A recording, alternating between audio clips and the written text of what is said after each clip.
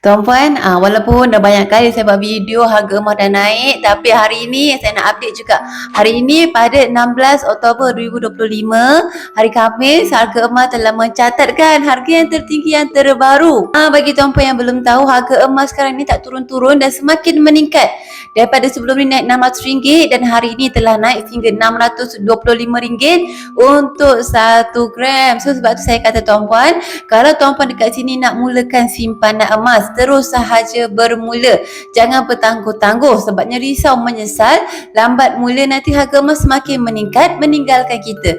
Tapi kenapa walaupun harga emas naik sangat tinggi sekarang ni, penyimpan emas sangat happy. Macam saya sekarang ni sangat-sangat happy sebab harga emas sekarang semakin meningkat. Sebab apa? Yang pertama, bila harga emas meningkat, kita tahu aset simpanan emas kita juga sedang meningkat nilai dia. Sebagai contoh dulu, saya simpan emas 1 gram hanyalah sekitar RM300. So bila hari ini harga emas dah meningkat RM625, sangat-sangat happy sebab saya untung lebih RM300 untuk 1 gram emas. Dan bayangkan dalam simpanan emas saya dah bergram-gram emas, dah berkilo-kilo, hasil berlipat kali ganda nilai aset simpanan emas saya. Sebab tu si penyimpan emas yang berilmu sangat-sangat happy bila harga emas semakin meningkat. Malah penyimpan emas ni kalau harga emas turun sikit pun sangat happy. Sebab apa? Sebab walaupun harga emas turun, dia tahu emas ni akan semakin meningkat juga saban tahun. So bila harga emas turun, itu adalah peluang terbaik untuk borong emas ataupun tambah banyak-banyak simpanan emas sebelum harga semakin meningkat.